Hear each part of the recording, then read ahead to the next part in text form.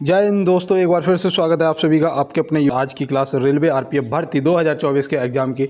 जो भी मेरे भाई बहन तैयारी कर रहे हैं उन सभी के लिए जीके जीएस के इंपॉर्टेंट एमसीक्यू फॉर्मेट में क्वेश्चन होने वाले हैं। और मैं आपको बता दूं, अगर आपने कांस्टेबल या सब इंस्पेक्टर किसी भी पोस्ट के लिए अप्लाई किया तो आज की क्लास आपके लिए मोस्ट इंपॉर्टेंट होगी। और यहाँ पे देखिए, ये वो मेरे भाई बहन हैं सभी जो मुझे प्रॉपर कमेंट करते हैं, तो 1 मिनट इन दोस्तों के लिए। यहाँ पे देखो, अजय कुमार कह रहे हैं एनालाइज कम कर क्वेश्चन जल्दी जल्दी रीडिंग करवाया कर।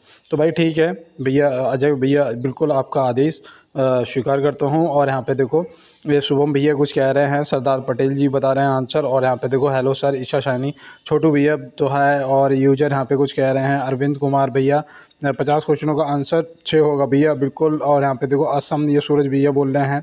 और यहाँ पे साहिल कुछ कह रहे हैं, वेरी नाइस क्लास सर भैया, बहुत बहुत धन्यवाद साहिल भैया, आप लोगों का इसी प्रकार से ये प्रतिक्रिया देना। अजय कुमार भैया यहाँ पे कह रहे हैं सेशन से संपत्ति को मौलिक अधिकार से लगाया गया था, तो ठीक है भाई, 44 से संबंधित बिल्कुल। और यहाँ पे देखो रोहित भैया भी कुछ कह रहे हैं, ऑप्शन सी बता रहे हैं। तो आप सभी को बहुत बहुत धन्यवाद। और दोस्त चलते हैं अपने आज क्लास की तरफ। और यहाँ पे देखो एक लाइन है कि अगर आप आराम का जीवन जीना चाहते हैं तो शुरुआत में मेहनत करनी ही पड़ेगी, 100%। और ये सत्य है, क्योंकि जब तक कर्म नहीं करोगे तब तक फल कहाँ रखा है यार। और आज आप देखेंगे ब्लैक बोर्ड का कलर और ब्लैक बोर्ड का स्टाइल चेंज हो चुका है, क्योंकि वो सब डिलीट हो गया, तो यहाँ पे फॉर्मेट बचा ही नहीं था। और मुझे लग रहा है कि ये वाला उससे अच्छा लग रहा है देखने में, है ना। कमेंट बॉक्स में ज़रूर बताना। और यहाँ पे देखो दिया गया है पहला ही क्वेश्चन कि अमृत भारत स्टेशन योजना का उद्देश्य क्या है।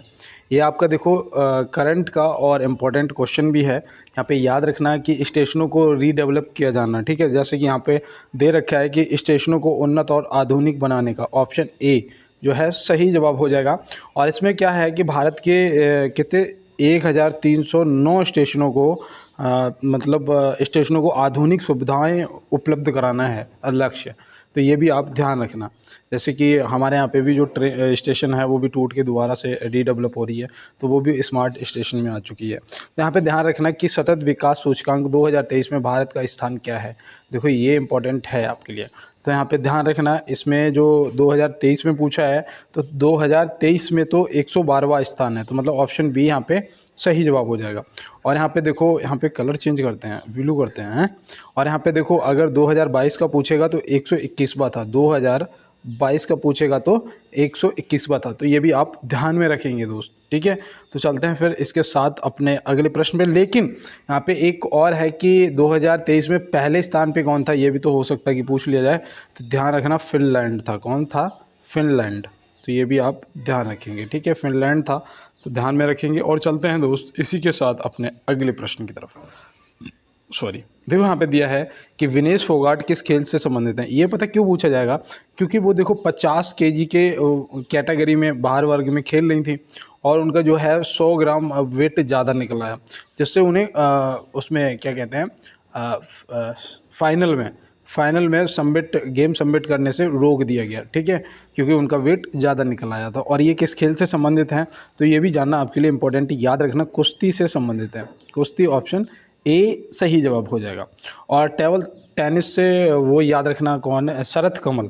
शरत कमल जो हैं ये भी आप याद रखना, शरत कमल जो हैं वो टेबल टेनिस। और बैडमिंटन से कौन संबंधित है, तो वो तो सभी को पता है, पीवी सिंधु जी, तो वो भी आप ध्यान में रखेंगे। और इसी के साथ चलते हैं दोस्त अपने अगले प्रश्न की तरफ और देखते हैं हमारा अगला क्या है। देखो यहाँ पे दिया है 37वें राष्ट्रीय खेल 2023 कहाँ आयोजित किए गए थे। 37वें पूछ रहा है यहाँ पे, राष्ट्रीय खेल 2023 कहाँ आयोजित किए गए थे। तो याद रखना, ये भैया गोवा के कौन से गांव में हुए थे। गोवा के ये हुए थे मड़ गांव में। कौन से गांव में? मड गांव में। तो ये भी आप ध्यान में रखना, ठीक है।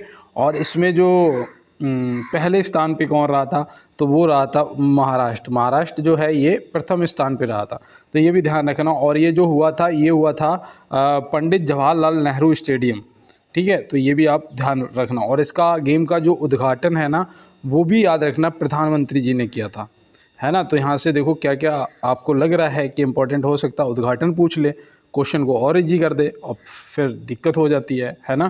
तो यहाँ पे ध्यान रखना है। यहाँ पे देखो दिया है कि उत्तर प्रदेश के झांसी रेलवे स्टेशन का नया नाम क्या रखा गया है।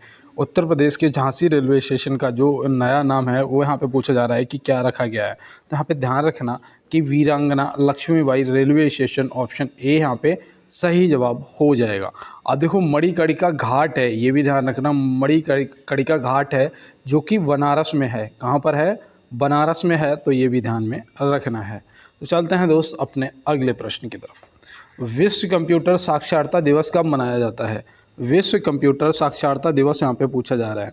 तो देखो दिवस से संबंधित मैंने बोला है ना कि इम्पोर्टेंट है, क्योंकि दोस्त क्वेश्चन आएंगे ही आएंगे।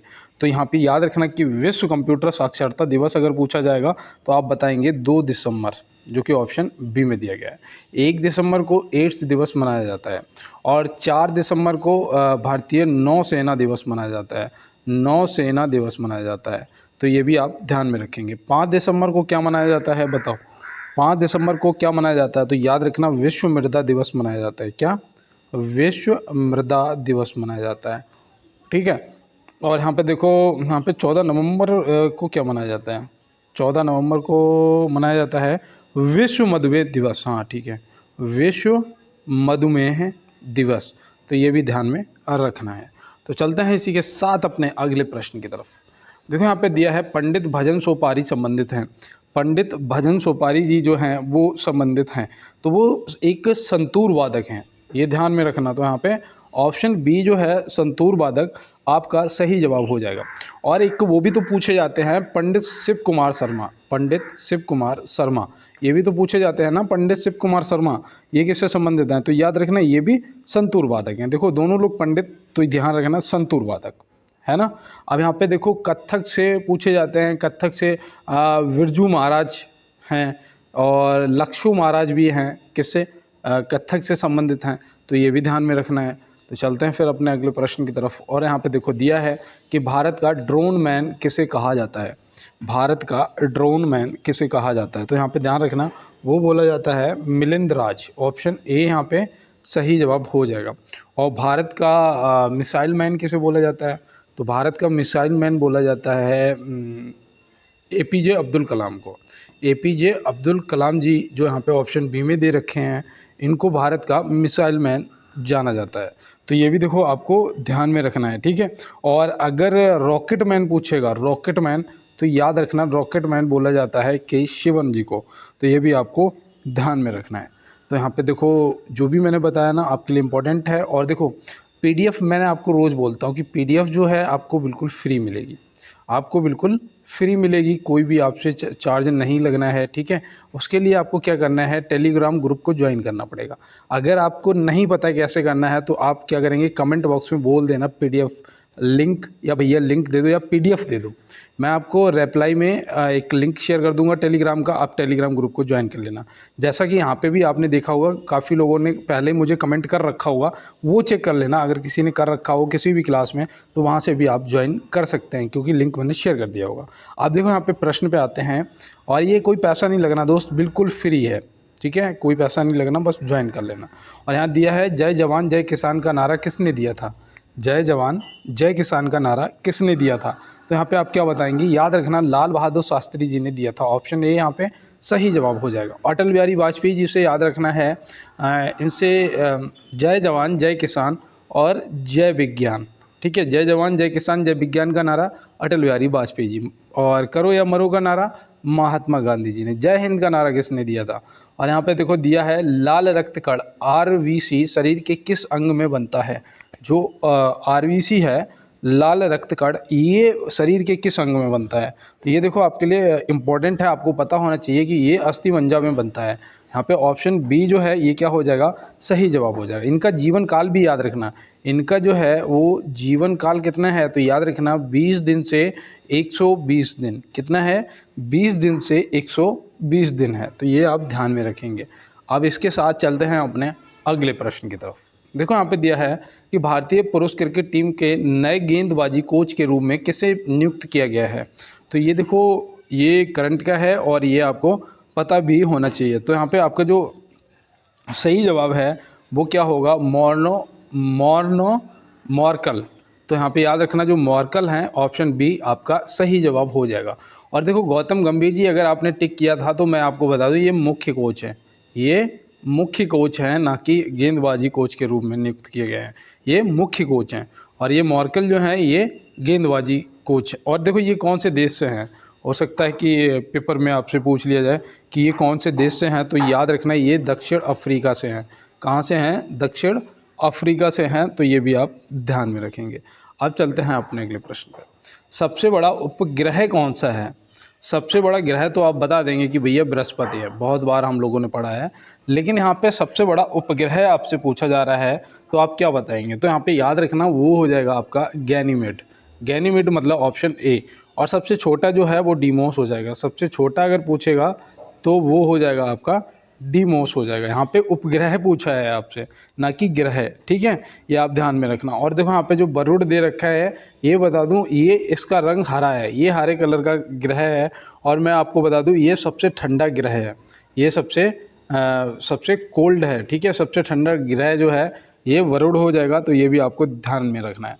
और सबसे चमकीला तारा पूछा जाता है, जो कि मैंने आपको अभी 2 दिन पहले बताया था, साइरस बताया था ना, तो हाँ वो आपको ध्यान में रखना है। और यहाँ पे देखो दिया गया है कि शनि ग्रह सूर्य की परिक्रमा कितने दिनों में करता है? शनि ग्रह जो है वो सूर्य की परिक्रमा कितने दिनों में करता है? तो यहाँ पे आप क्या बताएंगे? 29.5 वर्ष, जो कि यहाँ पे ऑप्शन सी में दे रखा है। तो यहाँ पे ऑप्शन सी आप ध्यान में रखेंगे, कितना? 29.5 वर्ष। और देखो अरुण की अगर बात करेंगे तो अरुण जो है ये 84 वर्ष में करता है। कितना? 84 वर्ष में करता है। और जो वरुण है वो कितने दिनों में करता है? तो वरुण जो है वो याद रखना, वरुण 165 वर्ष में करता है, ठीक है, ये भी आप ध्यान रखना। मंगल ग्रह जो है, मंगल ग्रह वो कितने दिनों में करता है? तो याद रखना जो मंगल ग्रह है वो 686 दिनों में करता है। कितना? 686 दिनों में करता है एक परिक्रमा। और देखो जो आपका बुध ग्रह है सबसे कम दिनों में यही करता है, मतलब कि 88 दिनों में ही कर देता है एक परिक्रमा। आपका जो बृहस्पति ग्रह है ये भी याद रखना, ये 12 वर्ष में करता है, ठीक है, ये आपके लिए इंपॉर्टेंट है। आपकी जो पृथ्वी है ये एक 365 दिनों में करती है। कितने? 365 दिनों में। तो यहाँ पे जो मैंने आपको बताया ये आपके लिए इंपॉर्टेंट है, आपको पता होना चाहिए। और देखो यहाँ दिया है कि पंपास घास के मैदान किस देश में पाए जाते हैं? पंपास घास के जो मैदान हैं वो किस देश में पाए जाते हैं? तो यहाँ पे आप याद रखना वो अर्जेंटीना में पाए जाते हैं, जो कि यहाँ पे ऑप्शन बी में दिया गया है, अर्जेंटीना आपका सही जवाब हो जाएगा। और ऑस्ट्रेलिया में याद रखना, ऑस्ट्रेलिया में डाउन्स नाम के घास के मैदान पाए जाते हैं। कौन से? डाउन्स जो है वो ऑस्ट्रेलिया में पाए जाते हैं। और अमेरिका में याद रखना पियरी नाम के पाए जाते हैं। कौन से? पियरी नाम के। और पंपास जो हैं वो अर्जेंटीना में पाए जाते हैं। अब यहाँ पे ये देखो आपको ध्यान में रखना है। और आपकी जो एसएससी जीडी की वैकेंसी आ गई है उसके लिए भी आपके लिए क्लास इंपॉर्टेंट है। हालांकि उसके लिए मैं देखो हो सकता है कि इस बार एक अलग से बिल्कुल एसएससी जीडी के लिए एक क्लास बनाया करूँगा रोज़। और यहाँ पे देखो दिया गया है कि यूरोप का स्वर्ग किसे कहा जाता है? यूरोप का जो स्वर्ग है वो किसे कहा जाता है या दुनिया का? तो याद रखना स्विट्ज़रलैंड। यहाँ पे क्या हो जाएगा? ऑप्शन सी जो है वो सही जवाब हो जाएगा। और बाकी में स्विट्ज़रलैंड ना घूमने लायक जगह है, बहुत अच्छी जगह है, अगर मन करे तो जाओ एक बार घूम घाम के आओ, स्विट्ज़रलैंड है ना। और देखो यहाँ पे पामीर का जो पठार है याद रखना ये दुनिया की छत है, ये दुनिया की छत के नाम से जाना जाता है। और रोम बताओ, रोम से अगर आपको कुछ याद आ रहा हो, रोम तो याद रखना 7 पर्वतों का नगर। कितना? 7 पर्वतों का जो नगर है वो किसे बोलते हो? और रोम को बोलते हो। और पवित्र भूमि के नाम से याद रखना किसे था? यरूशलेम। यरूशलेम को पवित्र भूमि के नाम से जाना जाता है। और देखो यहाँ पे दिया है कि मणिपुर राज्य की सीमा किस देश की सीमा को छूता है? मणिपुर राज्य की जो सीमा है वो किस देश की सीमा को छूता है? तो यहाँ पे आप क्या बताएंगे? तो यहाँ पे याद रखना वो म्यांमार की सीमा को छूता है। ऑप्शन सी यहाँ पे हो जाएगा आपका सही जवाब। क्या हो जाएगा? सही जवाब हो जाएगा। मणिपुर राज्य की सीमा किस देश की सीमा को छूता है? मणिपुर राज्य की सीमा किस देश की सीमा को छूता है? तो यहाँ पे कौन सा सही तो है? यहाँ पे जो मैंने ये लगाया है म्यांमार, ये सही हो जाएगा। इसमें अरुणाचल प्रदेश भी छूता है। और और वो क्या कहते हैं, नागालैंड भी छूता है। और नागालैंड के बाद आ जाता है मणिपुर और मिजोरम। मणिपुर और मिजोरम, हाँ तो सही तो है, सब आ जाएंगे इसमें, मणिपुर, मिजोरम, नागालैंड और ये अरुणाचल प्रदेश, ठीक है, तो सही है। तो यहाँ पे म्यांमार हो जाएगा आपका सही जवाब। कई बार क्या होता है ना कि चीज़ें पढ़ता हूँ, मैं भी लिखता हूँ, लेकिन कभी कभी दिमाग से उतर जाता है यार। और यहाँ देखो दिया है कि पहले वैश्विक प्रवासी महिला कबड्डी लीग का आयोजन किस राज्य में किया जाएगा? पहले, तो ये देखो पहला है, इम्पोर्टेंट है। और ये करंट का भी क्वेश्चन है, इसलिए मुझे लगता है कि आपके लिए इम्पोर्टेंट बनेगा। तो यहाँ पे याद रखना हरियाणा, जो कि ऑप्शन सी में दिया गया है, तो ऑप्शन सी यहाँ पे सही जवाब हो जाएगा। और देखो 17 क्वेश्चन हो चुके हैं और यहाँ पे एक लाइन है आपके लिए वाकई में बहुत अच्छी मुझे लग रही है देखने में, कि नेवर गिव अप, संघर्ष भी उन्हीं को चुनता है, कभी हार मत मानो, क्योंकि संघर्ष उन्हीं को चुनता है जिनमें लड़ने की ताकत हो। और ये सच है। अब ध्यान रखना, अगर आप स्ट्रगल कर रहे हो, संघर्ष कर रहे हो, तो आप उस लायक हो, भगवान ने तभी आपको चुना है।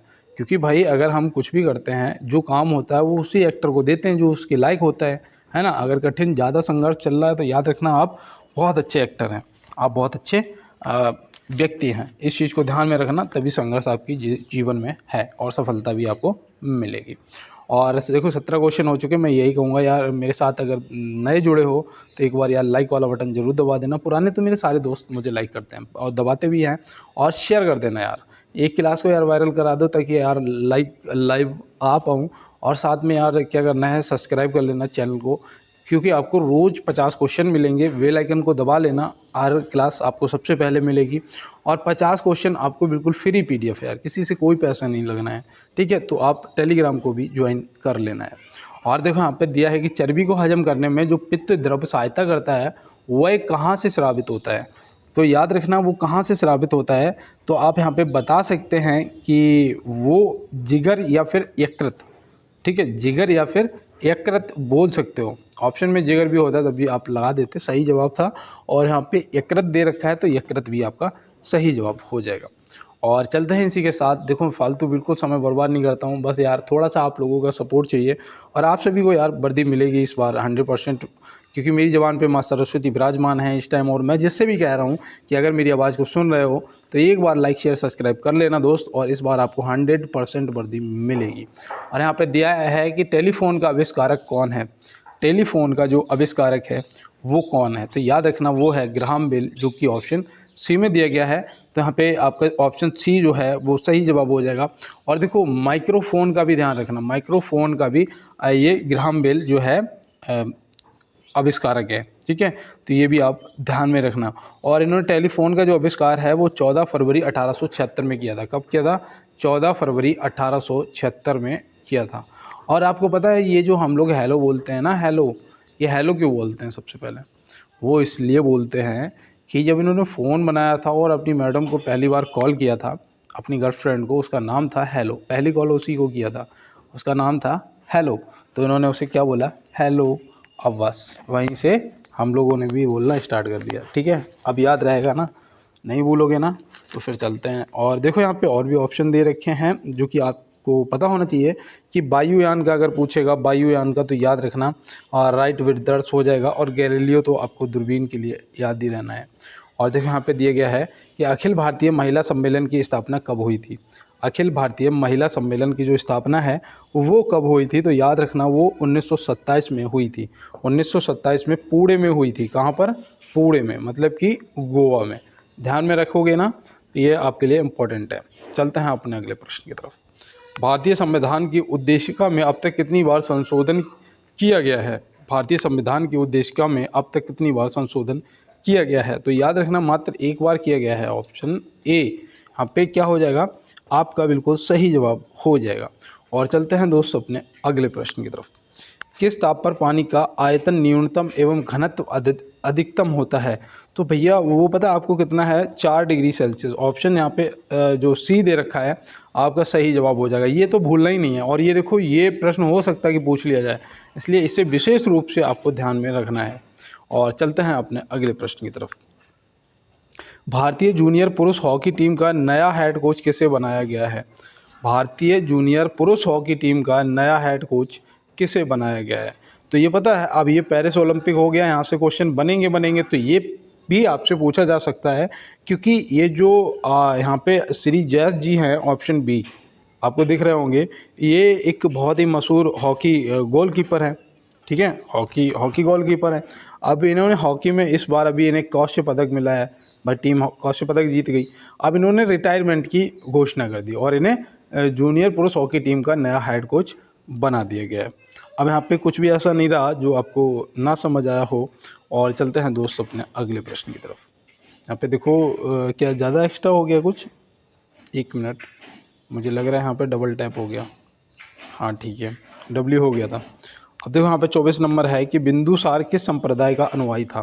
बिंदुसार किस संप्रदाय का अनुयायी था, ये आरआरबी में पूछा हुआ क्वेश्चन है। यहाँ पे आप क्या बताएंगे, आजीवक धर्म, जो कि ऑप्शन सी यहाँ पे आपका क्या हो जाएगा, सही जवाब हो जाएगा।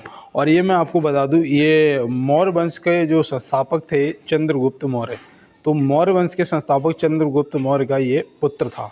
ये भी आपको ध्यान में रखना है, जिन्होंने नंद वंश का सफाया किया था, ये आपको ध्यान रखना।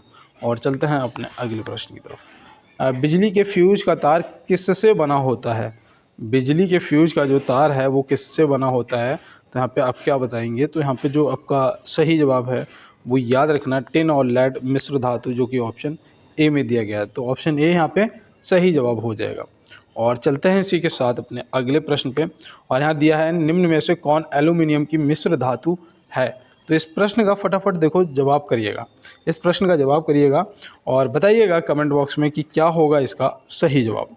क्योंकि मैं आपको कंटिन्यू कराता जा रहा हूँ, लेकिन मैं भी तो देखना चाह रहा हूँ कि आप वाकई में जो कर रहे हो वो चेक करो। ऑप्शन बी यहाँ पे सभी ने किया है क्या। और चलते हैं इसी के साथ अपने अगले प्रश्न की तरफ। और कहते हैं कि ना थके हैं पैर मेरे और ना ही हिम्मत हारी है, मैंने देखे हैं कई दौर और आज भी सफ़र जारी है। जब मन बना ही लिया ऊंची उड़ान का, तो कद बेकार है ना अपना आसमान का। और बिल्कुल सही बात है यार। देखो यहाँ पे दिया है कि पंचशीर की घाटी कहाँ अवस्थित है। पंचशीर की जो घाटी है वो कहाँ अवस्थित है, तो आप यहाँ पे क्या बताएंगे। तो यहाँ पे जो आपका सही जवाब है वो होना चाहिए अफ़गानिस्तान, जो कि ऑप्शन सी में दिया गया है। तो अफ़गानिस्तान यहाँ पे सही जवाब हो जाएगा। और ये पता है पंचशीर क्यों बोला जाता है, पंचशीर इसको क्यों बोलते हैं, अगर नहीं पता है तो मैं बताऊं कि इसे बोलते हैं 5 शेरों की घाटी। 5 शेरों की घाटी, ये ध्यान रखना, इसलिए इसे पंचशीर बोलते हैं। ये काबुल से लगभग 150 किलोमीटर की दूरी पर है। काबुल से लगभग 150 किलोमीटर की दूरी पर स्थित है। तो चलते हैं फिर अपने अगले प्रश्न। शैवालों के अध्ययन संबंधित विज्ञान को कहा जाता है। शैवालों के अध्ययन संबंधित विज्ञान को कहा जाता है। इम्पोर्टेंट में डाल के लिख लो इसको, ये आपके काम आएगा क्वेश्चन कभी ना कभी। तो याद रखना यहाँ पे फाइकोलॉजी हो जाएगा, जो कि ऑप्शन ए दिया गया। और माइकोलॉजी पता है, माइकोलॉजी किसके अध्ययन संबंधित विज्ञान को कहा जाता है, बताओ। माइकोलॉजी, तो माइकोलॉजी जो है ये कवक के अध्ययन को बोलते हैं। किसके, कवक के अध्ययन को, याद रखना।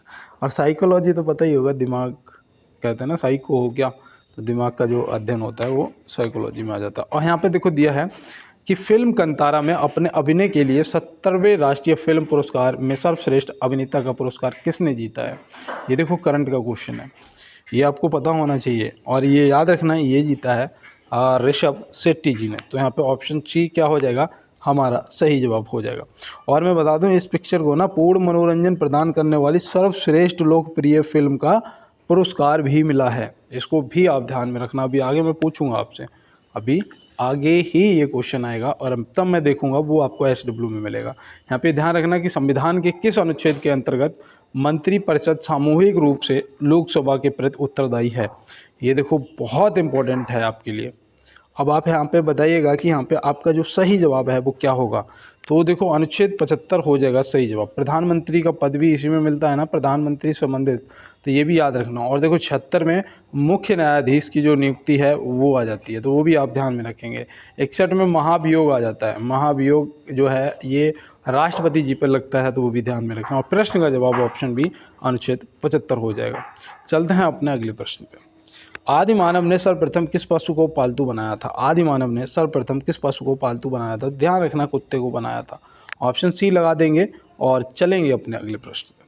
और दोस्त यहाँ पे दिया है सर्वप्रथम किस सुल्तान ने सिंचाई कर लगाया था। देखो ये इंपॉर्टेंट है, सर्वप्रथम किस सुल्तान ने सिंचाई कर लगाया था। तो यहाँ पे आप तुरंत बताएंगे फिरोज तुगलक ने लगाया था। किसने लगाया था, फिरोज तुगलक, ऑप्शन सी, जिसे बोलते थे सर्व ए हक। क्या बोलते थे, देखो याद रखना, सर्व वाह है ये वाह, ठीक है, सर्व एक हक, सर्व एक हक। तो ये आप ध्यान में रखेंगे, ठीक है। और चलते हैं दोस्तों अपने अगले प्रश्न की तरफ। खून की कमी से कौन सा रोग होता है।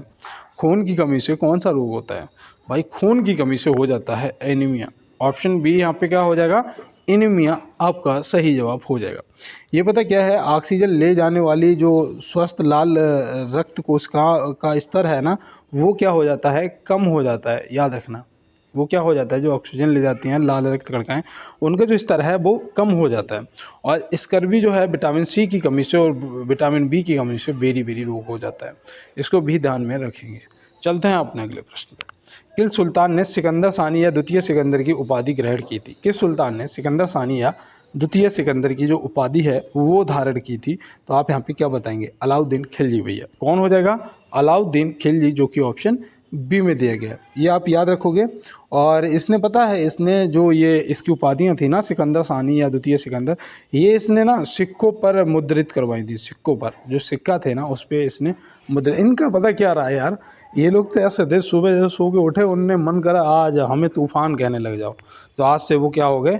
वो तूफ़ान हो गए, वो तूफ़ान हो गए। तो ये आप ध्यान में रखेंगे। तो इसी प्रकार था, इन्होंने कहा आज से हमें दूसरा सिकंदर कहने लग जाओ, तो इन्हें अलाउद्दीन खिलजी को कहने लग गए। देखो भैया 17 दूनी 34, 1 मिनट के लिए रुकूंगा और यही कहूँगा कि हो सकता है मेरी बाड़ी पर माँ सरस्वती विराजमान हो और जो भी मुझे सुन रहा है उसका इस बार 100% सिलेक्शन हो जाएगा।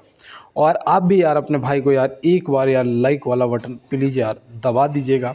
और देखो लाइक करोगे यार, मेरा मोटिवेशन बढ़ता है और आप लोगों का सहयोग ही है कि इस चैनल को लगभग 16 के सब्सक्राइबर कंप्लीट हो पाए। ये आप लोगों का सहयोग है।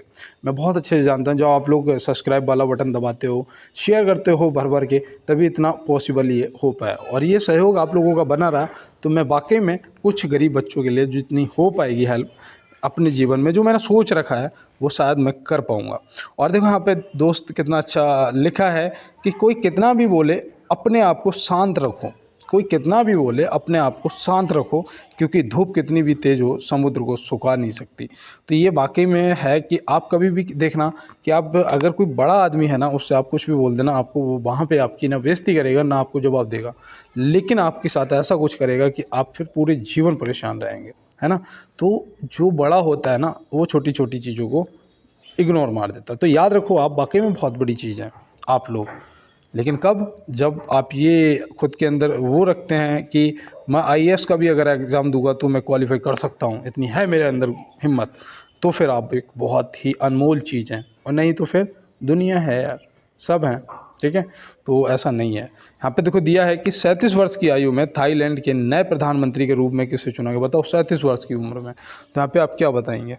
तो यहाँ पे याद रखना, ये है पेंटोगर्टन सिनावात्रा, ऑप्शन ए ये हैं, ध्यान रखना, ठीक है। ऑप्शन ए यहाँ पे क्या हो जाएगा? आपका सही जवाब दोस्त हो जाएगा। अब चलते हैं दोस्त फिर अपने अगले प्रश्न। बताओ 37 वर्ष की उम्र में, और यहाँ पे देखो दिया है सोमनाथ मंदिर को किस मुस्लिम आक्रमणकारी ने लूटा था? सोमनाथ मंदिर को किस मुस्लिम आक्रमणकारी ने लूटा था? कब लूटा था बताओ, अगर पता हो तो। यहाँ पे याद रखना, पहले तो ये है महमूद गजनवी, जो कि सबने आंसर कर दिया है, ऑप्शन बी। लेकिन इसने कब ये आक्रमण किया था, क्या आपको पता है? तो याद रखना 1024 में। कब किया था? 1024 में। और मैं आपको यहाँ पे एक चीज़ बता दूँ कि इस मंदिर को 17 बार नष्ट किया गया, 17 बार नष्ट किया गया और इसे लूटा गया है। तो ये आप ध्यान में रखेंगे। और चलते हैं अपने अगले प्रश्न की तरफ। अंतिम रूप से पारित संविधान में कुल कितने अनुच्छेद तथा अनुसूचियाँ थीं और कितने भाग थे, वो भी बताना, जो अंतिम रूप से। तो यहाँ पे ध्यान रखना, वहाँ उस टाइम 395 जो थे वो आर्टिकल थे और जो अनुसूचियाँ थीं वो 8 थीं। मतलब ऑप्शन ए यहाँ पे बिल्कुल सही जवाब हो जाएगा। और भाग कितने थे? भाग थे 22। कितने थे भाग? 22 भाग थे, ठीक है। अब प्रेजेंट टाइम में वर्तमान में क्या है, ये है आपके SW। प्रेजेंट टाइम में कितनी अनुसूचियाँ, कितने अनुच्छेद और कितने भाग हैं, ये आज आप कमेंट बॉक्स में बताएंगे। इस क्लास का ये क्वेश्चन है। और चलते हैं अपने अगले प्रश्न पर। पूर्वोत्तर सीमांत रेलवे का मुख्यालय कहाँ है? पूर्वोत्तर सीमांत रेलवे का मुख्यालय कहाँ है? तो आप यहाँ पे क्या बताएंगे? तो याद रखना, यहाँ पे जो आपका सही जवाब है वो हो जाएगा क्या? मालीगांव, जो कि ऑप्शन ए में दिया गया। और ये जो मालीगांव है ये कहाँ पड़ता है? ये पड़ता है गुवाहाटी में। और गुवाहाटी जो है कौन सी नदी? ब्रह्मपुत्र नदी के किनारे स्थित है। ध्यान रहेगा ना। देखो अब देखो यहाँ पे चेन्नई में, बताओ, मैं आपको रोज़ इसीलिए करवाता हूँ कि मुझे पता मुख्यालय ज़रूर पूछा जाएगा। अब जो चेन्नई है वो याद रखना कि दक्षिण रेलवे का मुख्यालय है। क्या है? दक्षिण रेलवे का मुख्यालय है चेन्नई। सिकंदराबाद बताओ, सिकंदराबाद, सिकंदराबाद कौन सी रेलवे का मुख्यालय है? तो याद रखना दक्षिण मध्य रेलवे का, किसका? दक्षिण मध्य रेलवे का जो मुख्यालय है वो आपका क्या हो जाएगा? सिकंदराबाद। और पश्चिम रेलवे का मैंने उसका इससे पहले जो क्लास हुई थी उसमें बहुत अच्छे से बताया था, मुंबई बीटी और मुंबई चर्च गेट बताया था ना। तो याद रखना जो पश्चिमी रेलवे का है वो है मुंबई चर्च गेट। वो क्या है? मुंबई चर्च गेट। मुंबई बीटी बताओ किसका मुख्यालय है? और यहाँ पे देखो दिया गया है कि भारतीय रेल जो सबसे लंबी दूरी तय करती है, भारतीय रेल जो सबसे लंबी दूरी तय करती है तो वो भैया है कौन सी? अब यहाँ पे वंदे भारत या भोपाल एक्सप्रेस देख के मन नहीं, एक साधारण ट्रेन जिसका नाम है विवेक एक्सप्रेस। कौन सी है? विवेक एक्सप्रेस। ये पता है असम से कन्याकुमारी तक जाती है, ये असम से कन्याकुमारी तक। पता है कितनी दूरी हुई? ये कितनी दूरी चलती है? तो याद रखना 4272 किलोमीटर। कितनी? 4272 किलोमीटर की दूरी तय करती है। और देखो एक जो भोपाल एक्सप्रेस है ये ISO 9001 प्रमाण पत्र द्वारा प्रमाणित है। ध्यान रखना, एक अकेली ट्रेन। वंदे भारत सबसे तेज़ चलने वाली ट्रेन है भारत में, तो इसको भी आप ध्यान में रखेंगे। चलते हैं अपने अगले प्रश्न में। भारत के किस राज्य को मसाले का बगीचा कहा जाता है? ये देखो इम्पॉर्टेंट है और याद रखना ये बहुत ईजी क्वेश्चन है। केरल आप तुरंत बताएंगे कि भैया यहाँ पे केरल आपका क्या हो जाएगा? सही जवाब हो जाएगा। अगर मैं पूछ दूँ कि दक्षिण का कश्मीर बताओ, दक्षिण का कश्मीर बताओ, तो याद रखना यार केरल। कौन है? केरल। ध्यान रहेगा ना। अब नवाबों का अगर नगर पूछूंगा तो है लखनऊ। नवाबों का नगर पूछूंगा तो वो कौन सा है? तो वो हो जाएगा यहाँ पे आपका लखनऊ। अगर दक्षिण की रानी की बात करेंगे, दक्षिण की रानी कौन है? तो वो है पुणे। ये आपको ध्यान में रखना है। तो चलते हैं फिर अगले प्रश्न पे। सॉरी, देखो यहाँ पे दिया है कि संविधान के किस अनुच्छेद में भाषण एवं अभिव्यक्ति की स्वतंत्रता दी गई है? तो वो अनुच्छेद 19 है। और अस्पष्टता उन्मूलन संबंधित जो है वो अनुच्छेद 17 में दिया गया है। ये भी ध्यान में रखना। और देखो 25 से 28 तक जो है ये धर्म से संबंधित है। 25 से 28 तक जो है ये धर्म से संबंधित है, तो इसको भी आप ध्यान में रखेंगे। चलते हैं अगले प्रश्न पे। देखो यहाँ पे दिया है कि 70वें नेशनल फिल्म अवार्ड में बेस्ट हिंदी फिल्म का खिताब किस फिल्म को मिला है? ये मैंने अभी आपको बताया था कि अभी मैं वो पिक्चर का नाम आपसे पूछूंगा, ठीक है। अब आप क्या बताएंगे यहाँ पे मुझे नहीं पता, लेकिन इस प्रश्न का जो जवाब है वो याद रखना गुलमोहर हो जाएगा। ऑप्शन ए हो जाएगा यहाँ पे आपका सही जवाब। और चलते हैं दोस्तों अपने अगले प्रश्न की तरफ। किस राज्य में कंचनजंगा राष्ट्रीय उद्यान स्थित है? किस राज्य में कंचनजंगा राष्ट्रीय उद्यान जो है वो सॉरी खांसी हो रही है बहुत तेज, बारिश में नहा लिया, वो थोड़ा हालत वैसी होगी, खस्ता हो गई। तो यहाँ पे याद रखना जो कंचनजंगा राष्ट्रीय उद्यान है वो कहाँ पर है? तो वो हो जाएगा आपका सिक्किम में। कहाँ पर है दोस्त? सिक्किम। ऑप्शन बी हो जाएगा आपका सही जवाब। और देखो उड़ीसा में जो है ना, ये याद रखना सिमलीपाल है। कौन सा? सिमलीपाल जो राष्ट्रीय उद्यान है आपका उड़ीसा में हो जाएगा। और जम्मू कश्मीर में कौन सा हो जाएगा? जम्मू कश्मीर में याद रखना दाची गांव राष्ट्रीय उद्यान जो है जम्मू कश्मीर में हो जाएगा। जिम कॉर्बेट बताओ, जिम कॉर्बेट कहाँ? तो याद रखना यूके मतलब उत्तराखंड यार, है ना। फिर चलते हैं अगले प्रश्न की तरफ। और यहाँ पे दिया है भारतीय संविधान के अंतर्गत कल्याणकारी राज्य की अवधारणा किस अनुच्छेद में है? भारतीय संविधान के अंतर्गत कल्याणकारी राज्य की जो अवधारणा है वो किस अनुच्छेद में है? तो यहाँ पे आप क्या बताएंगे? तो याद रखना यहाँ पे 38-39 दोनों दे रखा है, तो ऑप्शन डी आपका वैसे सही जवाब हो जाएगा। और देखो अनुच्छेद 40 में जो है वो क्या है? वो है ग्राम पंचायत का गठन। ग्राम पंचायत का जो गठन है वो भी आपको याद रखना, अनुच्छेद 40 में। चलते हैं फिर अपने अगले प्रश्न पे। देखो यहाँ दिया है कि कोशिशों को इनाम नहीं मिलता, इसीलिए नतीजे ज़रूरी हैं।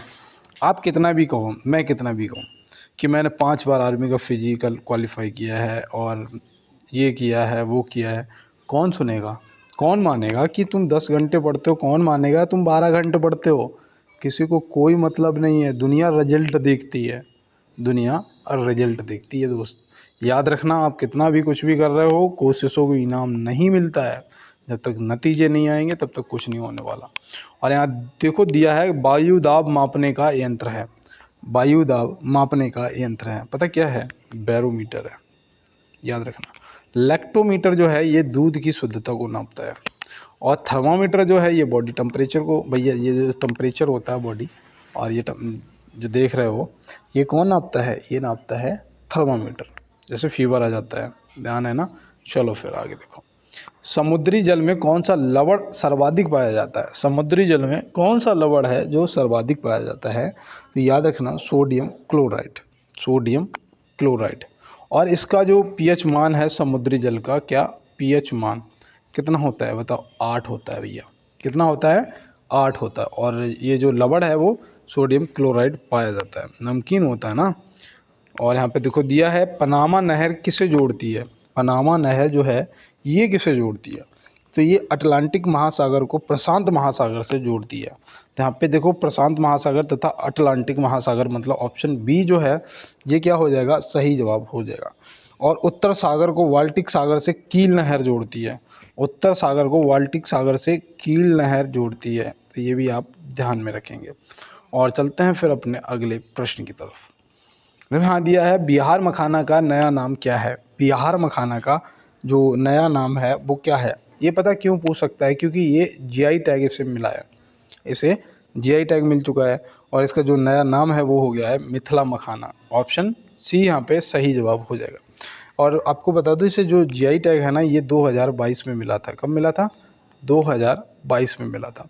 तो ये भी आप ध्यान में रखना है। और चलते हैं अगले प्रश्न पे। 1857 की क्रांति का नेतृत्व बरेली से किसने किया था? भाई देखो 1857 से, एक हो सकता है ऐसे ही जाते जाते पता लगे 49वां क्वेश्चन 1857 से आ गया, तो ये आना है। तो बरेली से अगर पूछेगा तो इनमें से कोई नहीं, इनमें से कोई नहीं, क्योंकि बरेली से करा था खान बहादुर खान ने। किसने करा था? खान बहादुर खान ने किया था। तो ये आपको ध्यान में रखना है। ये लियाकत अली जी ये तो इलाहाबाद से थे, और अजीमुल्ला जो हैं, अजीमुल्ला जी जो हैं ये कहाँ से थे? तो याद रखना ये फतेहपुर से थे। कहाँ से थे? फतेहपुर से थे। और कुंवर सिंह जो हैं ये जगदीशपुर से थे। कहाँ से? जगदीशपुर से थे। कानपुर से कौन था? तो कानपुर से थे नाना साहब जी। नाना साहब जी जो हैं, नाना साहब वो कानपुर से थे। झांसी से झांसी वाली रानी थी, लखनऊ से बेगम हजरत महल थी, और दिल्ली से वो थे बहादुर शाह जफर द्वितीय थे। ठीक है। और बाद बाकी मंगल पांडे जी तो थे ही हीरो क्रांति के, तो ये भी याद रखना। और देखो यहाँ दिया है सैयद राजवंश का संस्थापक कौन था? सैयद राजवंश का संस्थापक कौन था? तो याद रखना वो था खिज्र खान। देखो क्लास के अंदर मैं बिल्कुल भी नहीं रुका, अब रुकूंगा 1 मिनट के लिए, और मैं यही कहूँगा कि यार देखो आप लोग अगर सपोर्ट नहीं करोगे ना दोस्त, कुछ नहीं हो सकता है। और आप लोगों ने सपोर्ट कम कर दिया है, ऐसा मुझे लग रहा है। मैं आपको बता दूं अचानक डेट आएगी, अचानक डेट आएगी कि भैया आपका ये जो पेपर है वो इतने सितंबर को या इतने अक्टूबर को है। फिर क्या करोगे? एकदम से पढ़ाई कर लोगे? जो लगातार लगा रहता है ना तैयारी में वो सफल होता है, इस चीज़ को दिमाग में डाल लेना। करत करत अभ्यास के जरमत हो तो सुधार, और रस्सी आवत जावत से सिलपट परत निशान। तो अगर जब रस्सी कुएं में बराबर आती जाती रहती है तो देखा वहाँ पे सब कट जाती है, जो भी पत्थर लगाओ ईंट लगाओ, तो बस वही है। यहाँ पे लगातार आपको मेहनत करनी है, सफलता आपको एक दिन ज़रूर मिलेगी। तो मिलते हैं दोस्त नेक्स्ट क्लास में नेक्स्ट प्रश्नों के साथ में। तब तक के लिए मेरे सभी दोस्तों को मेरा जय हिंद।